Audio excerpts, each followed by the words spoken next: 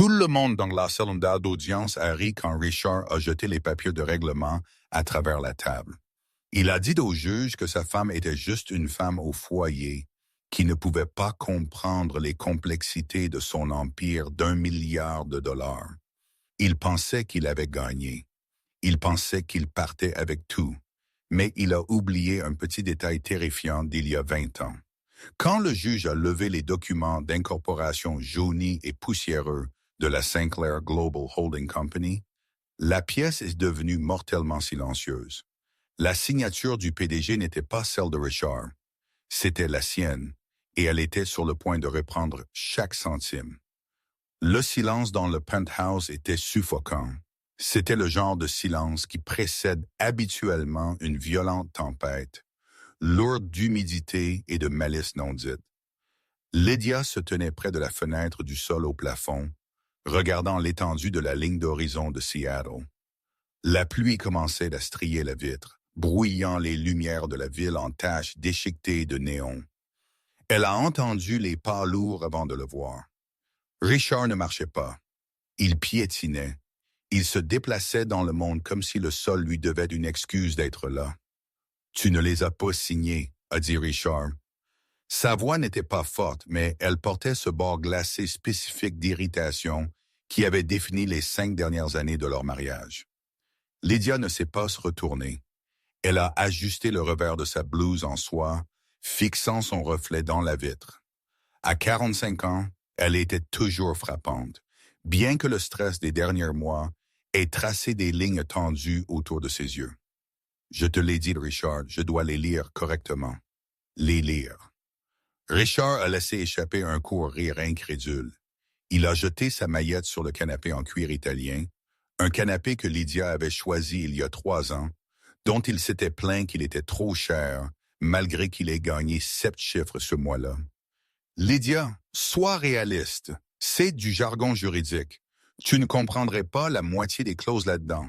C'est un accord de séparation standard. Je suis généreux. Lydia s'est finalement retournée. Son visage était calme, un masque qu'elle avait perfectionné pendant 2 décennies de dîners d'entreprise et de galas de charité, où elle était censée être vue et non entendue. Généreux, tu m'offres la maison de plage en Oregon et une allocation mensuelle qui ne couvrirait pas la taxe foncière. Et en échange, tu veux que je renonce à tous les droits sur Sinclair Holdings et les brevets subsidiaires. Richard s'est dirigé vers le minibar et s'est versé un scotch, sans se donner la peine de lui en offrir un. L'entreprise est à moi, Lydia. Je l'ai construite. J'ai passé les nuits au bureau. J'ai pris des risques. Tu es resté à la maison. Tu as élevé les enfants et tu as fait un excellent travail. Mais ne faisons pas semblant que tu aies eu quoi que ce soit à voir avec l'architecture de l'entreprise. Il a pris une gorgée, ses yeux se rétrécissant. Ce n'est pas une négociation. Mes avocats de Blackwood et associés ont été clairs. Si tu insistes pour un procès, nous t'enterrerons sous les frais de litige. Tu te retrouveras sans rien. Prendre la maison, prendre la location, et terminons ceci avec un peu de dignité. Dignité. Le mot avait un goût amer venant de lui. Éclaircis la gorge. Lydia savait exactement pourquoi il était pressé. Ce n'était pas seulement pour mettre fin à leur mariage. C'était à propos d'elle, Jessica, la directrice marketing de 28 ans, qui avait fait de l'ombre à Richard pendant la dernière année.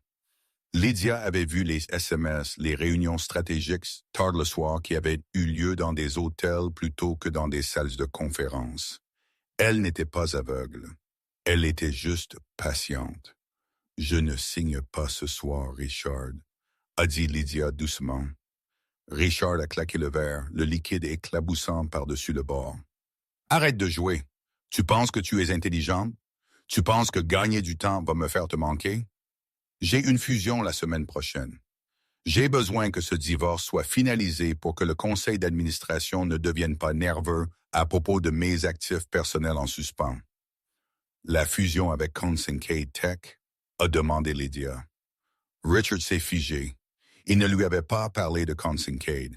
Il n'en avait parlé à personne en dehors du cercle intime. « Comment sais-tu pour Consyncade? » Lydia a haussé les épaules, passant devant lui vers le couloir. « Je lis, Richard. Je suis peut-être juste une femme au foyer, mais je lis. »« Tu fouillais dans mon bureau, l'a-t-il accusé en la suivant. C'est illégal. Tu ne peux pas utiliser d'informations privilégiées. »« Je n'ai pas mis les pieds dans ton bureau, a dit Lydia, sa main sur la poignée de porte de la chambre d'amis où elle dormait depuis des semaines. Je fais juste attention aux détails que tu penses être inférieurs à toi. » Il lui alla attraper le bras, pas douloureusement, mais assez fort pour l'arrêter. « Écoute-moi, tu vas signer ces papiers demain matin. Si tu ne le fais pas, je couperai les cartes de crédit, j'annulerai l'adhésion au country club. Je ferai en sorte que tu sois socialement radioactive dans cette ville. Tu seras une divorcée d'âge moyen sans compétences, sans argent et sans amis. C'est ce que tu veux. » Lydia a baissé les yeux sur sa main sur son bras, puis a levé les yeux vers les siens. Pour la première fois depuis des années, Richard a vu quelque chose dans son regard qui l'a troublé. Ce n'était pas de la peur, ce n'était pas de la tristesse, c'était de la pitié. « Lâche-moi, Richard, a-t-elle murmuré. Il l'a relâché avec un sourire narquois. « Demain matin, 9 heures, où je déclare la guerre. » Lydia est entrée dans la pièce et a verrouillé la porte. Elle n'a pas pleuré, elle ne s'est pas effondrée. Elle a marché jusqu'au petit bureau dans le coin, a déverrouillé un tiroir et a sorti un téléphone brûleur qu'elle avait acheté en espèces il y a 3 mois. Elle a composé un numéro de mémoire. Il a sonné 2 fois. « C'est moi, a dit Lydia. Il va de l'avant avec la fusion Kincaid. Il insiste pour la signature demain. » Une voix grave et rauque à l'autre bout a répondu. C'était Arthur Penhaligon, un comptable forensique à la retraite qui avait disparu de la scène publique il y a 10 ans. Un homme que Richard croyait mort ou sénile. « Tout est en place, Madame Sinclair? »« Oui, a dit Lydia, ses doigts traçant le bord d'un vieux carnet relié en cuir posé sur le bureau. Il pense que je suis juste la femme qui cuisine son dîner. Il n'a aucune idée de qui possède réellement la pays. »« Cela va devenir laid, Lydia, a averti Arthur. Blackwood et associés sont des requins. Ils essayeront de détruire ton caractère. »« Laisse-les essayer, a dit Lydia, sa voix devenant dure comme l'acier. Richard a construit un royaume sur une fondation de sable. Il a juste oublié que c'est moi qui possède la plage. » 3 semaines plus tard, la salle de conférence de Blackwood et associés sentait le café cher et l'intimidation. La table était en acajou, assez longue pour faire atterrir un petit avion dessus, et polie jusqu'à une brillance miroir. D'un côté était assis Richard, impeccable dans un costume bleu marine sur mesure, flanqué de 3 avocats. L'avocat principal était Silas Blackwood lui-même, un homme connu dans les cercles juridiques de Seattle, comme le boucher pour la façon dont il découpait les adversaires. De l'autre côté était assise Lydia. Elle était seule, enfin, pas entièrement seule. Elle avait un avocat, un généraliste nommé Samuel Prynne, nommé par le tribunal, qui semblait n'avoir pas dormi depuis 1 semaine et était visiblement terrifié par Silas Blackwood. Lydia avait insisté pour lui. Elle voulait avoir l'air faible. Elle voulait qu'il pense qu'elle grattait le fond du baril.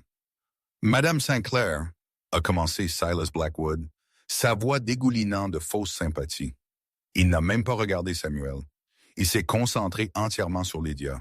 « Nous sommes ici pour finaliser la dissolution des actifs. Mon client a été extrêmement patient, mais franchement, votre refus de régler devient fastidieux. » Richard ne l'a pas regardé. Il faisait défiler son téléphone, probablement en train de texter Jessica. Le manque de respect était palpable. « Nous avons préparé une analyse forensique des actifs matrimoniaux. » Et continuait Silas, faisant glisser un épais classeur sur la table. « L'actif principal de M. Sinclair, Sinclair Global, a été incorporé 3 ans avant votre mariage. Par conséquent, en vertu de la loi de l'État, c'est une propriété prémaritale. Vous n'avez aucun droit sur l'entreprise, ses actions ou ses futurs revenus. » Samuel, l'avocat nerveux de Lydia, a éclairci sa gorge. « Je regarde en fait le... » « Silence, Samuel, » et claqué Silas sans tourner la tête. « Les adultes parlent. » Il s'est retourné vers Lydia. Nous sommes prêts à augmenter le règlement en espèces de 50 000 $, mais vous devez signer un accord de non-divulgation concernant les opérations internes de l'entreprise aujourd'hui. Lydia a tendu la main et a ouvert le classeur. Elle a feuilleté les pages lentement. Graphiques, tableaux, évaluation. Ils ont évalué Sinclair Global à 400 millions. C'est sous-évalué, a dit Lydia calmement. Richard a finalement levé les yeux, ricanant. Excusez-moi. L'évaluation, a dit Lydia, pointant la page 42. Vous n'avez pas inclus les brevets de prototype du projet Chimère dans l'évaluation. Ces brevets seuls valent 2 milliards sur le marché actuel, surtout avec la fusion CAID et Unatom. La pièce est devenue mortellement silencieuse. Les yeux de Silas Blackwood se sont rétrécis. Richard est devenu pâle. Le projet Chimère était un projet de R&D de niveau opération secrète. Il n'était sur aucun dépôt public. Il n'était même pas sur les serveurs internes accessibles à la direction inférieure. C'est une information confidentielle et propriétaire, a sifflé Silas, perdant son calme.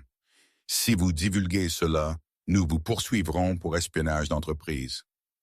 Je ne l'ai pas divulgué, a dit Lydia, refermant le classeur. Je sais juste ce que ça vaut.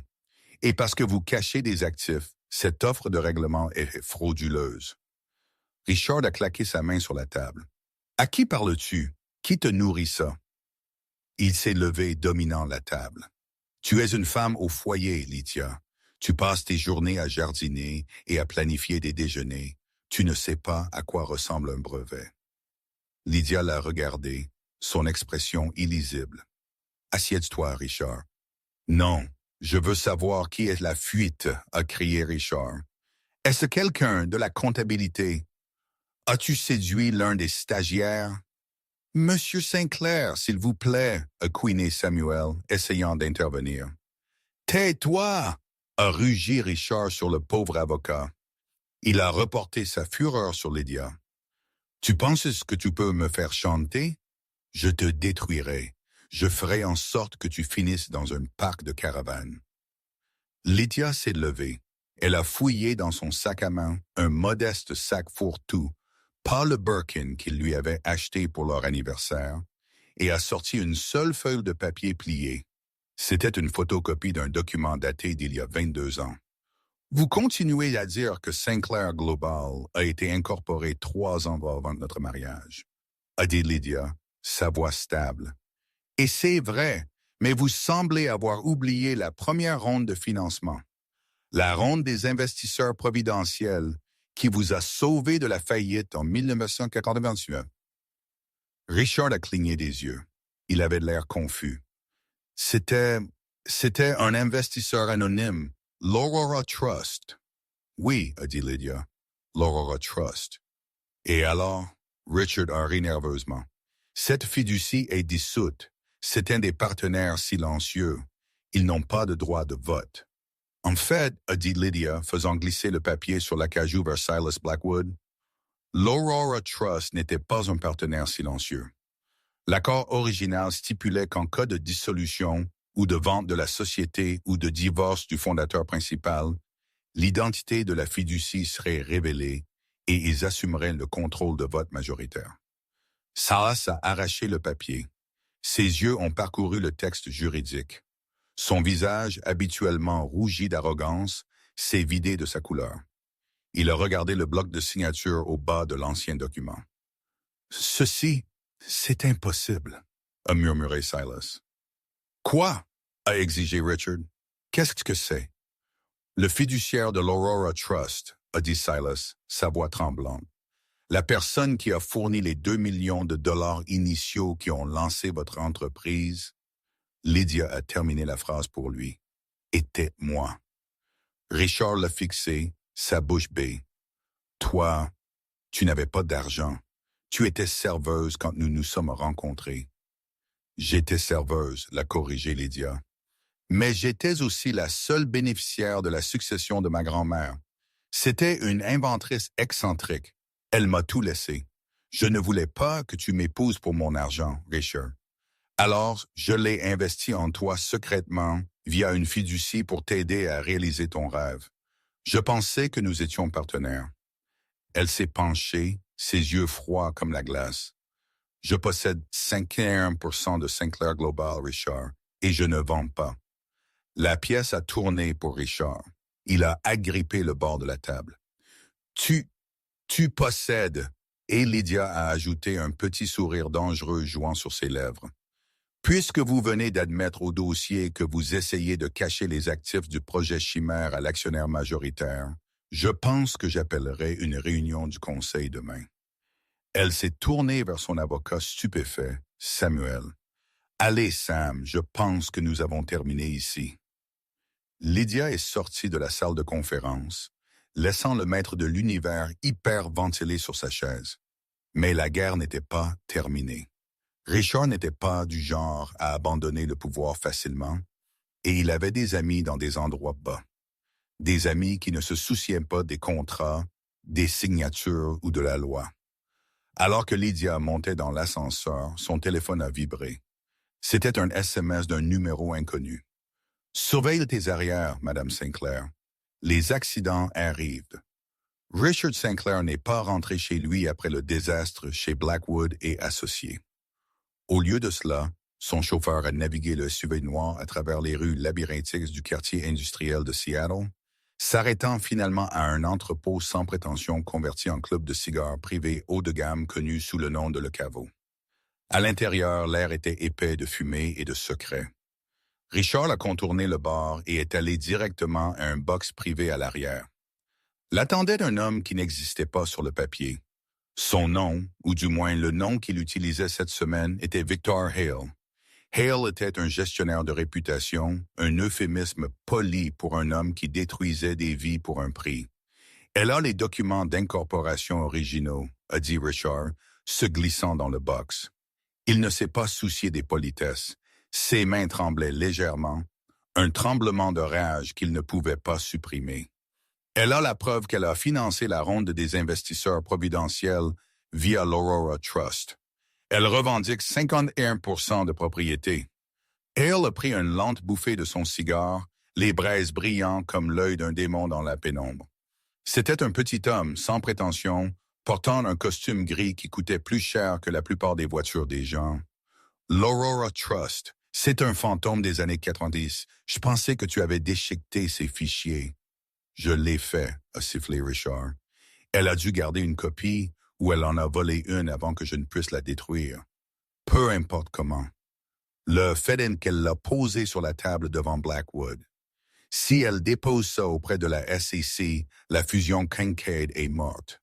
Kincaid n'achètera pas une entreprise avec un actionnaire majoritaire contesté. Hale a hoché la tête lentement. Et si la fusion meurt, je vais en prison, et murmurait Richard, la réalité de sa situation s'effondrant sur lui. J'ai emprunté sur la valeur future des actions de l'entreprise pour couvrir des dettes personnelles, des dettes de jeu à Macao. Si l'accord Kincaid ne se conclut pas d'ici vendredi, les prêts seront réclamés. Je ne perds pas seulement l'entreprise, Victor. Je perds ma liberté. Hale a tapoté les cendres dans un plateau en cristal. Alors, nous devons invalider sa revendication ou l'invalider elle. Elle est intelligente et avertit Richard. Elle joue la femme au foyer innocente, mais elle a planifié cela. Tout le monde a un point de rupture, a dit Hale doucement. Tu dis qu'elle est une femme au foyer. Parfait. Cela signifie qu'elle n'a pas d'armure. Elle n'est pas habituée à la guerre. Nous n'attaquons pas le document, Richard. Nous attaquons l'esprit qui le tient. Hale a sorti son téléphone. D'ici demain matin, Lydia Sinclair souhaitera avoir juste pris la maison de plage. L'attaque a commencé à 6 heures. Lydia s'est réveillée dans la chambre d'amis du penthouse. Elle n'avait pas encore déménagé, refusant de céder le territoire, au son de son téléphone qui bourdonnait sans cesse. Ce n'étaient pas des SMS, c'étaient des alertes. Compte Bank of America gelé en raison d'activités suspectes. Carte American Express annulée. Accès client privé Chase refusé. Elle s'est assise, le cœur battant. Elle a essayé de se connecter à son email pour contacter Arthur, mais l'écran a clignoté en rouge. Mot de passe incorrect. Elle a essayé l'option de récupération. Question de sécurité échouée. La panique, froide et vive, lui a piqué la peau. Elle a couru au salon. La télévision était allumée, syntonisée sur une station d'information locale du matin. La bannière en bas de l'écran lui a glacé le sang. Urgent. L'épouse du magnat de la technologie Richard Sinclair fait l'objet d'une enquête pour détournement de fonds de charité. Quoi? A haïlé Lydia. À l'écran, un journaliste se tenait devant l'hôpital pour enfants où Lydia avait fait du bénévolat pendant 10 ans. Des sources proches de la famille Sinclair allèguent que Lydia Sinclair ait acheminé des dons vers un compte offshore privé. Bien qu'aucune accusation n'ait encore été déposée, le conseil d'administration de l'hôpital a publié une déclaration lui interdisant l'accès aux locaux en attendant un audit interne. « Il fait ça », a-t-elle murmuré. « Il me brûle. » La porte d'entrée s'est ouverte. Richard est entré, l'air rafraîchi, tenant une tasse de café. Il s'est arrêté et l'a regardé, feignant la surprise. « Oh, Lydia, tu as l'air terrible. As-tu vu les nouvelles? Je suis tellement gêné. Mes avocats essaient déjà de distancier l'entreprise de tes indiscrétions. »« Monstre, » a dit Lydia, sa voix tremblante. « Tu as planté cette histoire. Tu as piraté mes comptes. » Richard a pris une gorgée de café, souriant par-dessus le bord. « Je n'ai aucune idée de ce dont tu parles, mais j'ai reçu un appel du Dr. Harris, le psychiatre de la famille. Il est très préoccupé par ton comportement récent. La paranoïa, les délires de grandeur concernant la possession de mon entreprise. Il pense que tu pourrais faire une dépression. » Lydia s'est figée. « Je n'ai jamais vu le Dr. Harris de ma vie. N'est-ce pas? » Richard a penché la tête. « Ces dossiers montrent que tu as été patiente pendant 5 ans, traitant un trouble bipolaire sévère avec des caractéristiques psychotiques. » Richard s'est approché, sa voix tombant à un murmure menaçant. « Si tu essaies d'apporter ce document de l'Aurora Trust au tribunal, Lydia, mes avocats présenteront ton dossier médical. Nous argumenterons que tu as forgé le document pendant un épisode maniaque. Nous argumenterons que tu es mentalement incompétente. » Il s'est penché, sentant le parfum cher et le pourri. « Le juge m'accordera une tutelle temporaire sur toi. Je contrôlerai tes finances, tes décisions médicales et oui, tes actions. Tu ne posséderas pas l'entreprise, Lydia. Tu seras pupille de l'État et je serai ton tuteur. » Lydia l'a fixé. L'ampleur pure de sa cruauté était à couper le souffle. Il avait construit une réalité alternative entière où elle était la méchante et la victime, et lui était le mari qui avait longtemps souffert. « Sors, » a-t-elle murmuré. « C'est ma maison, Harry Richard. Mais tu sais quoi? Je suis généreux. Je te donne jusqu'à midi. » Signe le règlement original, la maison de plage et la location, et l'enquête pour détournement de fonds disparaît. Les dossiers médicaux restent scellés. Tu t'en sors avec ta réputation intacte. Il a vérifié sa Rolex. 6 heures, Lydia. Tic-tac. Richard s'est retourné et est entré dans son bureau à domicile, claquant la porte. Lydia est restée seule dans le vaste salon. Elle se sentait petite, elle se sentait écrasée. Un instant, elle y a réfléchi, signait les papiers, mettre fin au cauchemar. Elle pourrait aller à la maison de plage, se cacher du monde et vivre une vie tranquille. Puis son téléphone a vibré à nouveau. C'était le téléphone brûleur, le seul appareil que Richard et Hale n'avaient pas trouvé. « Arthur, ne panique pas. J'ai vu les nouvelles. C'est un écran de fumée. Rejoins-moi au quai 54. Apporte le carnet. J'ai trouvé quelque chose dans les déclarations fiscales de 2018. Ce n'est pas juste une fusion, Lydia. C'est une scène de crime. » Lydia a regardé la porte fermée du bureau. Elle a regardé le luxe qui était devenu sa prison. Elle a essuyé une larme de sa joue et son expression s'est durcie. Elle n'allait pas à la plage. Elle allait à la guerre. La pluie s'était transformée en déluge lorsque Lydia a atteint le quai 54. C'était une vieille section industrielle du front de mer qui sentait le sel et le diesel. Arthur Penhaligon l'attendait à l'intérieur d'un petit diner rouillé qui semblait n'avoir pas passé d'inspection sanitaire depuis 1985. Arthur avait 70 ans, portant une veste en tweed qui avait connu des jours meilleurs, mais ses yeux étaient vifs comme l'acier. Il était penché sur un ordinateur portable entouré de piles de papier. « Assieds-toi », a ordonné Arthur alors que Lydia se glissait dans le box en face de lui. Éclairci de la gorge.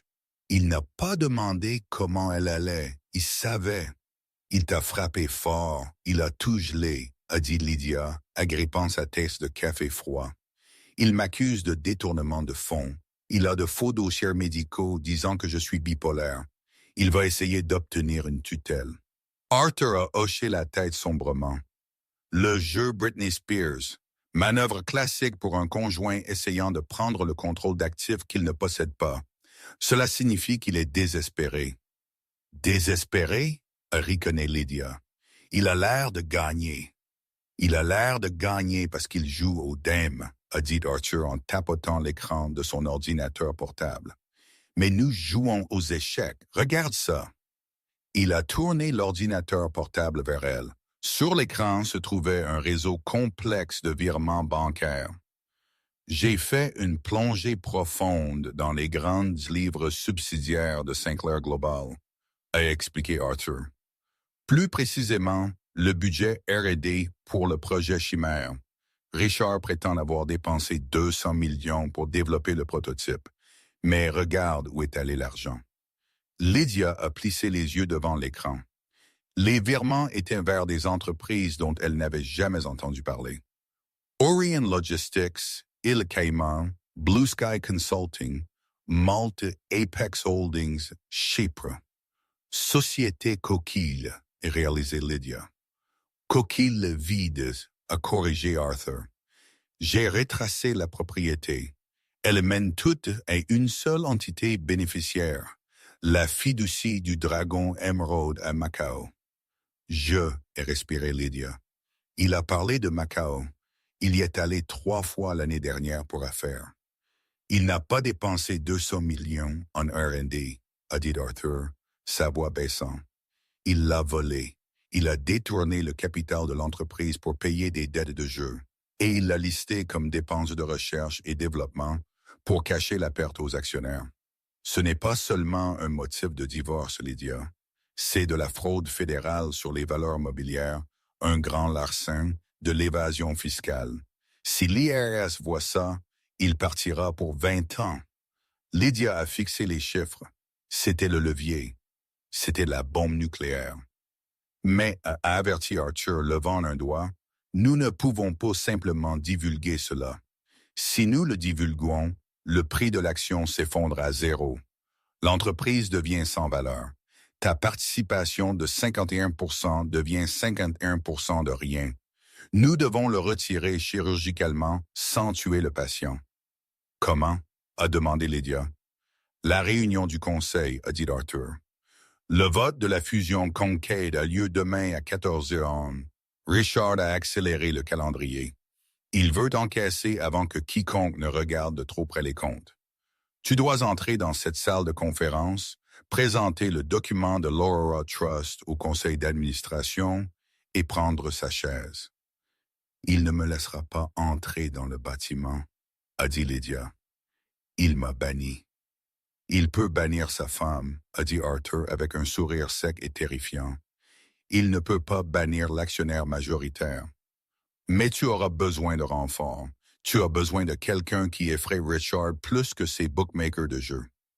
Qui? J'ai passé un appel, a dit Arthur. Te souviens-tu du plus grand rival de Silas Blackwood? L'avocate qui a poursuivi le gouverneur l'année dernière est gagnée. Les yeux de Lydia se sont écarquillés. Juliana Ford. Elle nous rencontre dans 1 heure, a dit Arthur. Elle déteste Blackwood. Elle déteste les intimidateurs et elle aime vraiment, vraiment gagner. Le lendemain après-midi, le siège de Sinclair Global était une forteresse de verre et d'acier. La salle de conférence au 40e étage était bondée. 12 administrateurs étaient assis autour de la table, la tension rayonnant d'eux. Richard était assis à la tête, l'air triomphant. À côté de lui était assis Silas Blackwood. « Mesdames et messieurs, a annoncé Richard se levant, les documents de fusion avec Kincaid Tech sont devant vous. Cet accord évalue notre action à 150 $ par action. C'est un parachute doré pour nous tous. Je recommande un vote unanime immédiat. Y a-t-il une mise à jour sur la situation domestique? A demandé nerveusement l'un des membres du conseil. Les reportages. Ma femme est souffrante, a dit Richard, son visage un masque de tristesse solennelle. C'est une tragédie, mais j'ai pris des mesures légales pour m'assurer que son état n'impacte pas l'entreprise. Elle n'a pas de pouvoir de vote. Alors votons, a exhorté Silas Blackwood. Le temps, c'est de l'argent. Les administrateurs ont tendu la main vers leur stylo. Richard a souri. Il l'avait fait. Il était sur le point de signer l'entreprise, de couvrir ses dettes et de partir milliardaire. Bam! Les doubles portes de la salle de conférence ne se sont pas ouvertes. Elles se sont ouvertes en vol. 2 gardes de sécurité ont trébuché en arrière, repoussés par une figure imposante dans un costume rouge vif. C'était Juliana Ford. Elle est entrée dans la pièce comme si elle possédait l'oxygène que tout le monde respirait. Derrière elle marchait Arthur Penalagan et derrière lui Lydia Sinclair. Richard s'est figé. « Sécurité, sortez-les d'ici. Touche à ma cliente et je te ferai arrêter pour agression. » Et aboyé Juliana Ford, sa voix coupant la pièce comme un fouet. Elle a jeté une lourde pile de dossiers sur la table. Elle a atterri avec un coup sourd et tonitruant. « Qu'est-ce que c'est ?» a exigé Silas Blackwood, se levant. « C'est une réunion privée. »« C'est une réunion des actionnaires, » l'a corrigé Juliana. « Et vous avez commencé sans le vote majoritaire. »« Elle n'a pas de vote !» a crié Richard, perdant son calme. « Elle est folle! Regardez les rapports !»« Nous avons de nouveaux rapports, » a dit Juliana calmement. Elle a regardé les membres du conseil. « Ma cliente, Mme Sinclair, est la fiduciaire de l'Aurora Trust, qui détient 51% du capital fondateur. Nous avons les documents originaux signés à l'encre vérifiés ce matin par un expert en écriture nommé par le tribunal. « Mensonge !» a crié Richard. Et Lydia a parlé. Sa voix n'était pas forte, mais elle était stable. Elle a marché vers le bout de la table. Richard l'a regardée, et pour la première fois, il a vu la femme qui l'avait survécu pendant 20 ans. Nous avons aussi l'audit forensique du projet Chimère. La couleur a fui le visage de Richard si vite qu'il semblait être mort debout. Lydia a brandi une clé USB. Arthur a trouvé les transferts, Richard. La fiducie du Dragon Emerald, Macao. La salle de conférence est devenue silencieuse. Les administrateurs ont regardé de Richard à Lydia. Ils savaient ce que Macao signifiait. Ils savaient ce que les sociétés coquilles signifiaient. « Si je remets cette clé à la SEC, a dit Lydia au conseil, ignorant Richard, cette entreprise est dissoute. Richard va en prison et vos options d'achat d'actions deviennent du papier toilette. » Elle a posé la clé sur la table. « Ou, et continué Lydia, vous acceptez mon autorité en tant qu'actionnaire majoritaire. Nous licencions Richard Sinclair pour cause immédiatement. Nous annulons la fusion Kincaid et nous restructurons l'entreprise sous une nouvelle direction. »« Tu ne peux pas faire ça, » a murmuré Richard, des gouttes de sueur perlant sur son front. « Je suis le PDG. Je suis Sinclair Global. » Motion pour révoquer Richard Sinclair en tant que PDG, a dit Lydia, regardant le conseil. « J'appuie la motion, » a dit le membre du conseil qui avait posé des questions sur sa santé plus tôt. Il a regardé Richard avec dégoût. « Tous pour ?» a demandé Lydia. Un par un, les mains se sont levées. Même Silas Blackwood a regardé ses chaussures, se distanciant du navire coulant. Richard a regardé autour de la pièce. Trahison. Trahison totale. « Vous faites une erreur, » a crié Richard. « C'est une femme au foyer. Elle ne peut pas diriger cette entreprise. »« Sécurité, » a dit Lydia.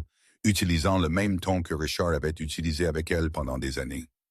Veuillez escorter M. Sinclair hors du bâtiment et révoquer son autorisation. 2 gardes se sont avancés. Richard s'est éloigné d'eux. Ne me touchez pas, ce n'est pas fini. Lydia, tu m'entends? Ce n'est pas fini. Il a été traîné hors de la pièce, ses cris résonnant dans le couloir. Lydia s'est tenue à la tête de la table. Elle a regardé la chaise vide, le trône de Richard. Elle ne s'est pas assise dessus. Pas encore. Elle a regardé Juliana et Arthur. Ils ont hoché la tête. Une petite victoire. Mais alors que la porte se fermait, le téléphone de Silas Blackwood a vibré. Il a regardé le message et un lent sourire reptilien s'est étalé sur son visage. Il a levé les yeux vers Lydia. Une performance impressionnante, Madame Sinclair, a dit Silas doucement. Mais vous semblez avoir oublié une chose. Et qu'est-ce que c'est? A demandé Lydia. L'accord de l'Aurora Trust, a dit Silas, tapotant le document que Juliana avait apporté. Clause 14, section B. Les droits de vote de la fiducie sont suspendus si le fiduciaire fait l'objet d'une enquête criminelle active. Silas s'est levé. La police est dans le hall, Madame Sinclair. Ils ont un mandat d'arrêt contre vous concernant le détournement de fonds de l'hôpital, jusqu'à ce que cela soit éclairci. Votre vote d'aujourd'hui est nul et non avenu. Le cœur de Lydia s'est arrêté. Richard n'avait pas seulement planté l'histoire. Il avait déposé des accusations officielles. Les portes se sont rouvertes. Cette fois, ce n'était pas la sécurité. C'était la police. Lydia Sinclair? A demandé un officier, des menottes brillants à sa ceinture. Vous venez avec nous. La cellule de détention du 12e district ne sentait pas la justice. Elle sentait l'eau de javel industrielle, la sueur rance et le désespoir. Lydia était assise sur le banc métallique froid, ses mains tremblant encore de la sensation des menottes qui s'étaient refermées. Il lui avait pris ses chaussures, son téléphone et sa dignité. Pendant 3 heures, elle avait fixé les graffitis griffonnés sur le mur de parpaing en face d'elle. Ne fais confiance à personne, lisait une inscription. Cela ressemblait à un message envoyé spécifiquement à elle par l'univers. La lourde porte d'acier a vibré et s'est ouverte avec un claquement. Un détective est entré. Détective Miller. C'était un homme corpulent aux yeux fatigués et une tache de café sur sa cravate. Il n'avait pas l'air d'un méchant, ce qui le rendait d'autant plus dangereux. Il a tiré une chaise métallique en face du banc et s'est assis, soupirant lourdement. Madame Sinclair, a commencé Miller en posant un dossier sur la petite table boulonnée au sol. Nous avons les relevés bancaires, nous avons les journaux EP. 50 000 $ transférés du fonds de bienfaisance de l'hôpital pour enfants vers un compte offshore au Caïmans. Le compte est enregistré sous votre nom de jeune fille, Lydia Vance. Je ne l'ai pas fait, a dit Lydia, sa voix. Je ne sais même pas comment ouvrir un compte offshore. Mon mari gère les finances, il l'a toujours fait. Miller s'est penché en avant, son expression s'adoucissant en un air de sympathie exercée. Écoutez, je comprends. Mari riche, divorce compliqué. Peut-être vous sentiez-vous en droit d'avoir un petit pécule. Peut-être étiez-vous en colère.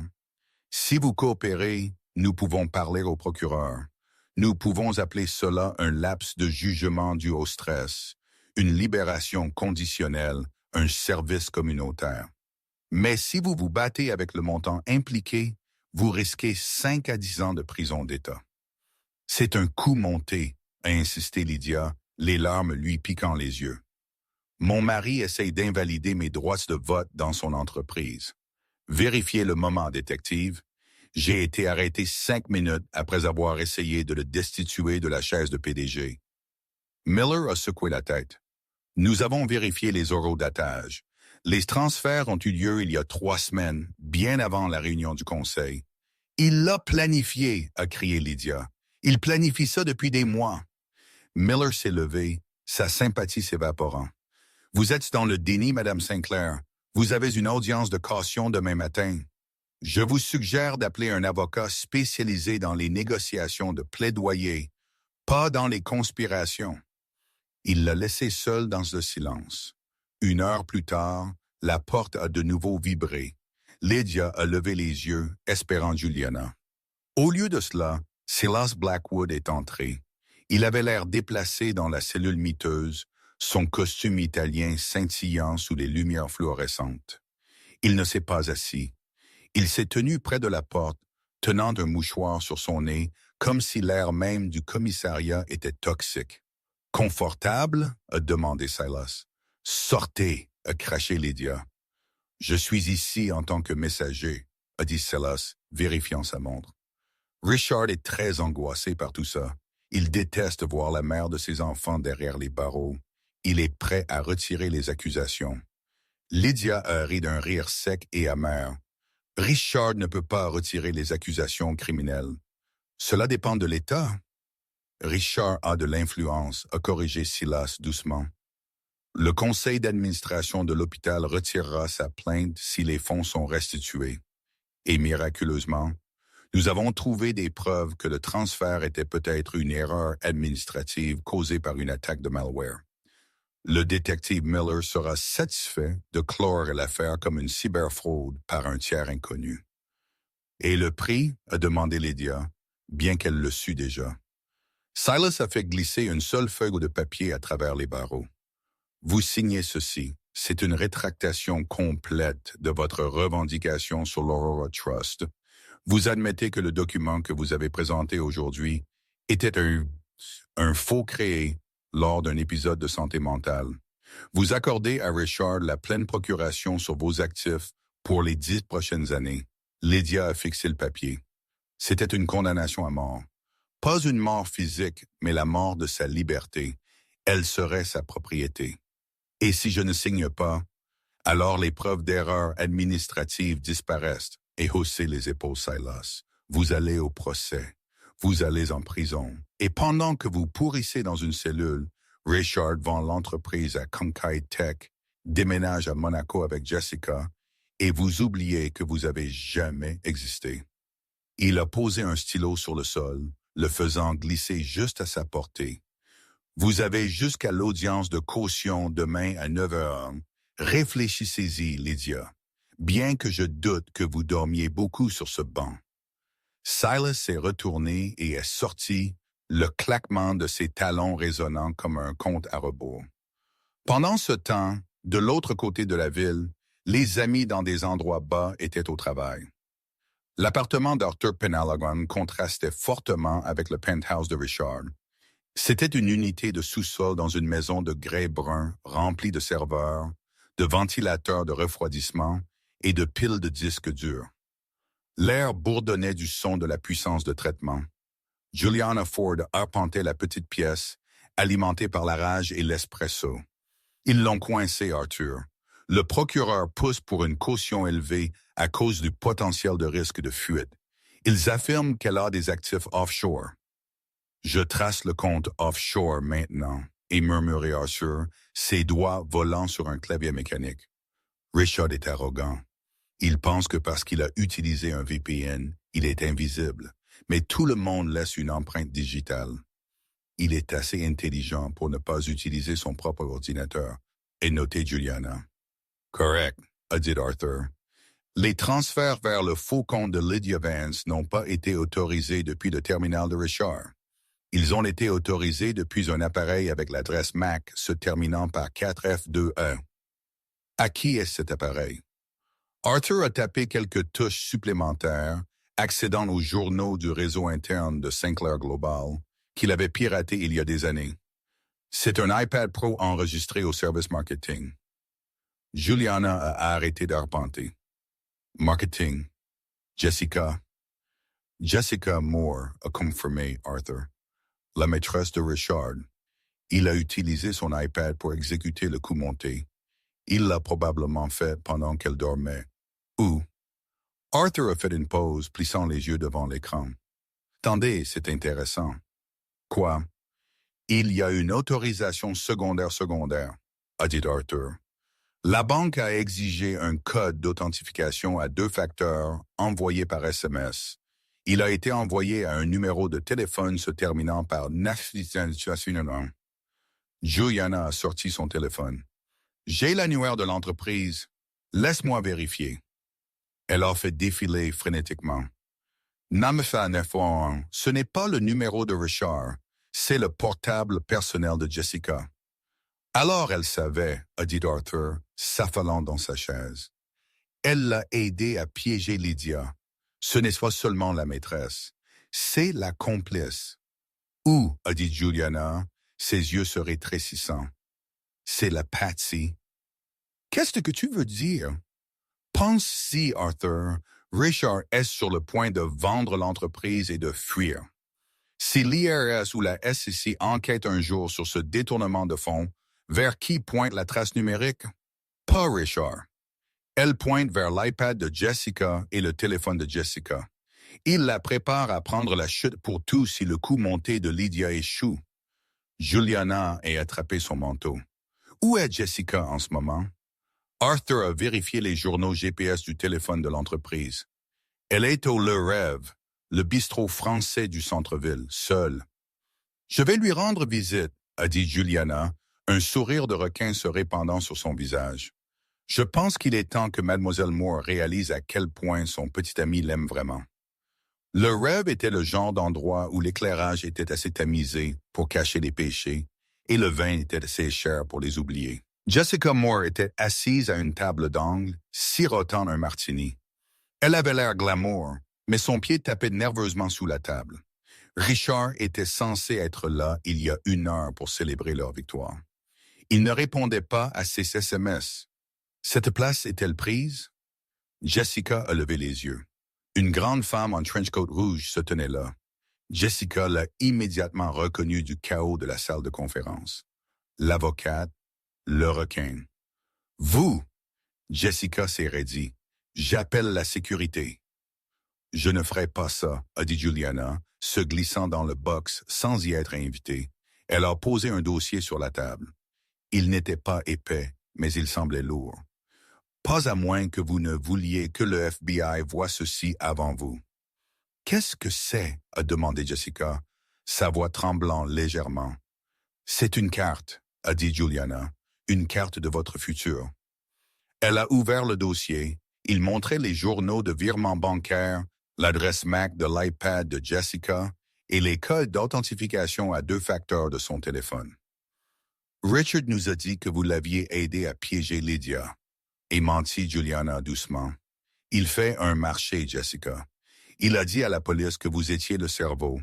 Il affirme que vous étiez jalouse de sa femme et avez utilisé ses mots de passe pour monter le faux détournement. Il dit qu'il n'avait aucune idée. Le visage de Jessica est devenu pâle. Ça, c'est un mensonge. Richard ne ferait jamais.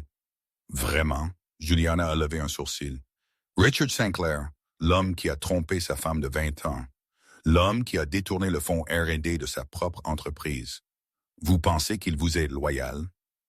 Juliana s'est penchée plus près. Nous savons que les transferts provenaient de votre appareil. Si je remets ceci à la police, Lydia est libérée et vous allez en prison pour fraude, vol d'identité et grande larcin. Richard s'en va propre. Il est probablement en train de faire ses valises pour Monaco en ce moment. Votre billet est-il réservé, Jessica? Jessica est restée silencieuse. Sa main a agrippé le verre à martini si fort que ses jointures sont devenues blanches. Elle a vérifié son téléphone. Toujours pas de SMS de Richard. Il m'a dit d'approuver les transferts, et murmurait Jessica, sa voix à peine audible. Il a dit que c'était pour déplacer des actifs afin de les protéger des avocats de divorce. Il a dit que c'était temporaire. Il ne m'a jamais dit qu'il piégeait Lydia. Il vous a utilisé, a dit Juliana. Il a fait de vous l'arme et quand l'arme est tirée, on la jette. Juliana a sorti un enregistreur numérique de sa poche et l'a posé sur la table. Vous avez 2 choix, Jessica. Choix A. Vous restez silencieuse. Richard vous jette sous le bus et vous passez vos 30 ans dans un pénitencier fédéral. Choix B, vous me dites exactement ce qui s'est passé au dossier. Vous devenez un témoin de l'État. Vous obtenez l'immunité et nous faisons tomber Richard ensemble. Jessica a regardé l'enregistreur. Elle a regardé son téléphone silencieux. La réalisation l'a frappée comme un coup physique. Elle n'était pas la reine du château. Elle n'était qu'une autre brique dans le mur que Richard construisait pour se protéger. Elle a tendu la main et a appuyé sur le bouton d'enregistrement.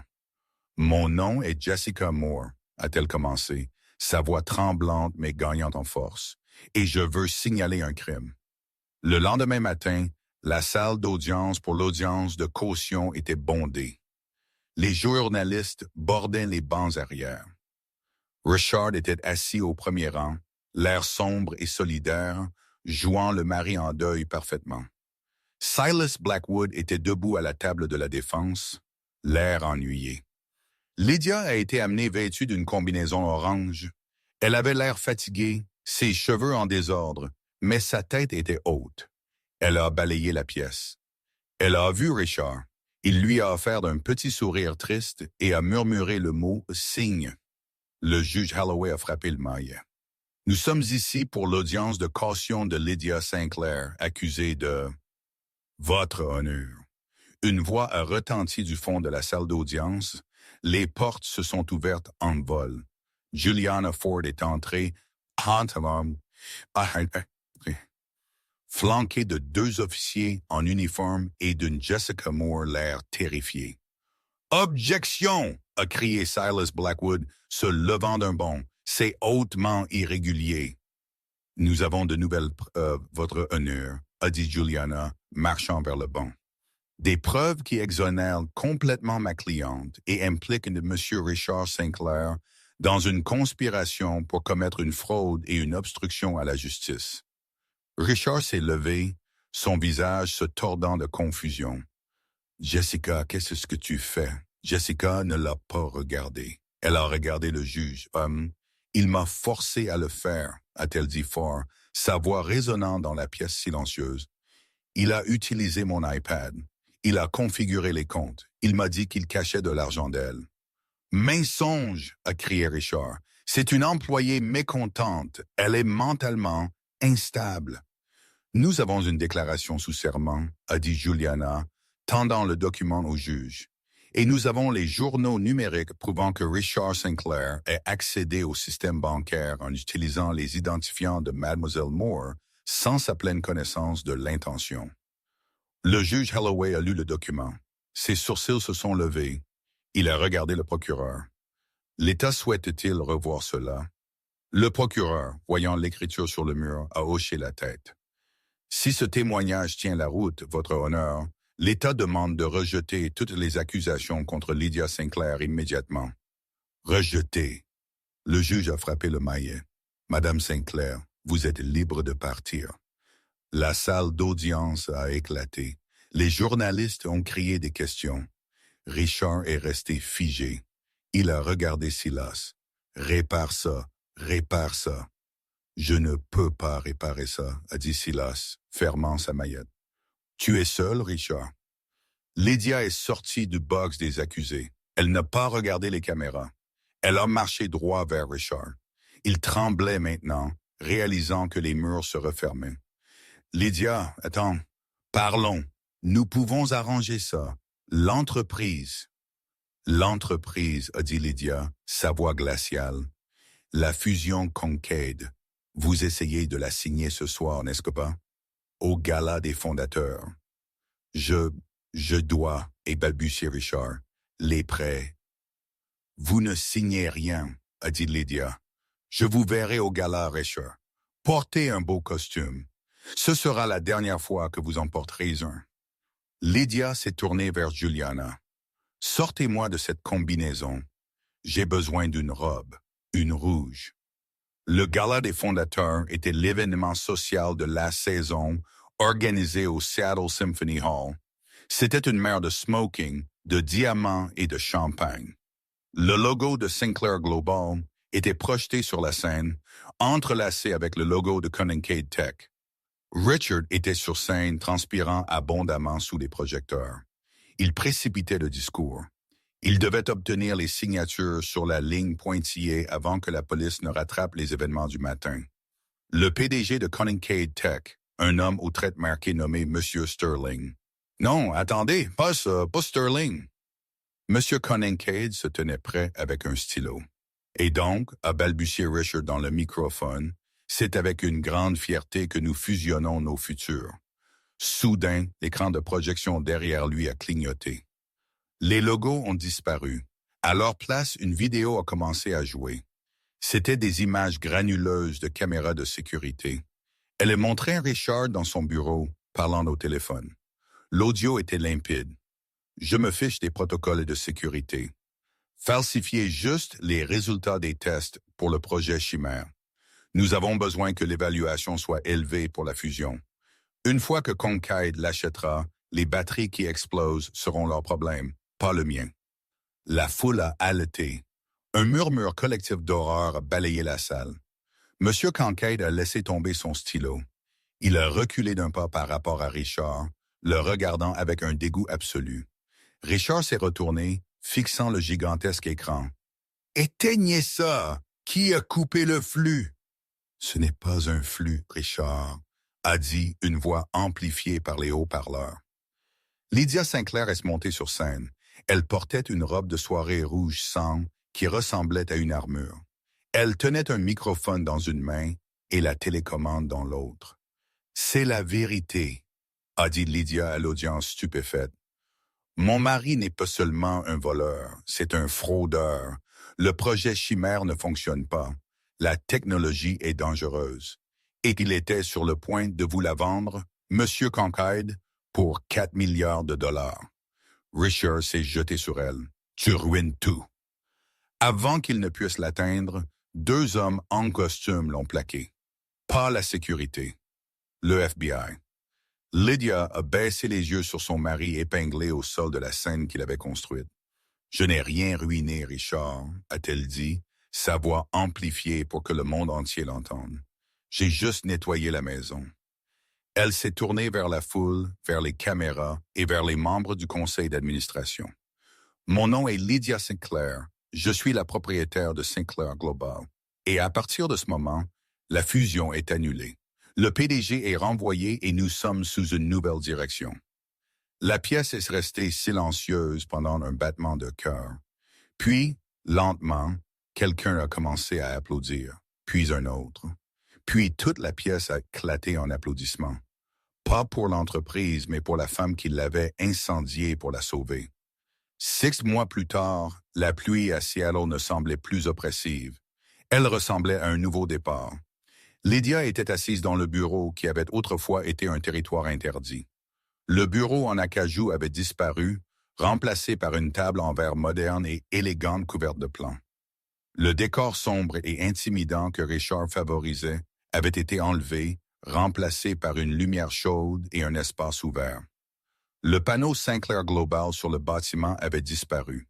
Il y était maintenant écrit « Aura Innovation ». Arthur Penhaligon était assis sur le canapé, l'air plus sain qu'il ne l'avait été depuis des années. Il était maintenant le directeur financier. Juliana Ford, la nouvelle conseillère juridique générale de l'entreprise, était appuyée contre le chambranle de la porte, tenant une tablette. « Le verdict vient de tomber, » a dit Juliana, un petit sourire jouant sur ses lèvres. Lydia n'a pas levé les yeux de ses documents immédiatement. « Est coupable de tous les chefs d'accusation, » est confirmé Juliana.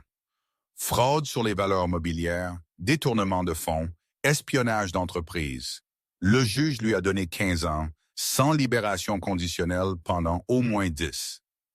Lydia a finalement posé son stylo. Elle a tourné sa chaise pour regarder par la fenêtre la ligne d'horizon qu'elle a aidé maintenant à façonner. Et le procès civil est réglé? Juliana a hoché la tête.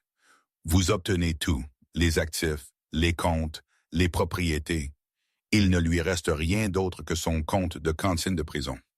Oh, et Jessica Moore a obtenu 3 ans de probation et de services communautaires pour sa coopération. Elle retourne en Ohio. C'était une victoire totale. Mais Lydia n'a pas ressenti une montée de joie malveillante. Elle a juste ressenti un profond sentiment de paix. L'homme qui l'avait fait se sentir petite pendant 2 décennies n'était plus qu'un numéro dans un pénitencier d'État.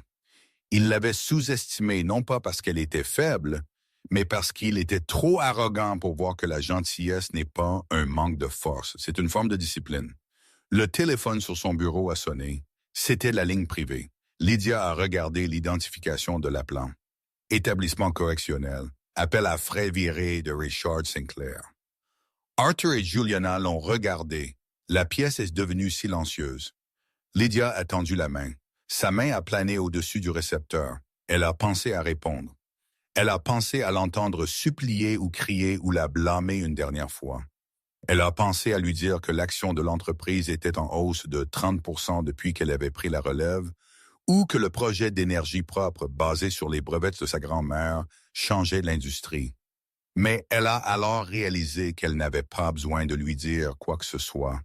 Elle n'avait pas besoin de sa validation. Elle n'avait même pas besoin de ses excuses. Lydia a appuyé sur le bouton de refus. Arthur, a-t-elle dit, se tournant vers son équipe, sa voix claire et forte. Passons en revue les projections du T3. Nous avons du travail à faire. Elle n'était plus une femme au foyer. Elle n'était plus une victime. Elle était l'architecte et elle ne faisait que commencer. Et c'est ainsi que Lydia a renversé la situation. Richard pensait que juste parce qu'elle ne s'asseyait pas dans une salle de conférence, elle ne comprenait pas le pouvoir. Il pensait qu'il pouvait la jeter comme une vieille quittance. Mais il a oublié la règle la plus importante de la vie. Ne jamais confondre le silence avec l'ignorance et ne jamais sous-estimer la personne qui sait où tous les corps sont enterrés. Richard a construit un château de cartes sur une fondation de mensonges, mais Lydia tenait le vent. En fin de compte, ce ne sont pas les avocats chers ou les stratagèmes corporatifs qui ont gagné la guerre. C'était une signature unique sur un morceau de papier poussiéreux gardé en sécurité par une femme qui connaissait sa propre valeur même quand le monde lui disait qu'elle n'était rien. Qu'auriez-vous fait à la place de Lydia? Auriez-vous répondu à cet appel téléphonique final de prison? Ou auriez-vous appuyé sur refuser juste comme elle l'a fait? Faites-moi savoir dans les commentaires ci-dessous si vous avez apprécié cette histoire de justice et de karma. Veuillez écraser ce bouton j'aime. Cela aide vraiment la chaîne à grandir. Et si vous ne l'avez pas encore fait, appuyez sur s'abonner et sonnez la cloche de notification pour ne jamais manquer une histoire. Nous avons un tout nouveau conte de vengeance qui arrive la semaine prochaine que vous ne croirez pas. Merci d'avoir regardé et rappelez-vous que la vérité signe toujours son nom finalement.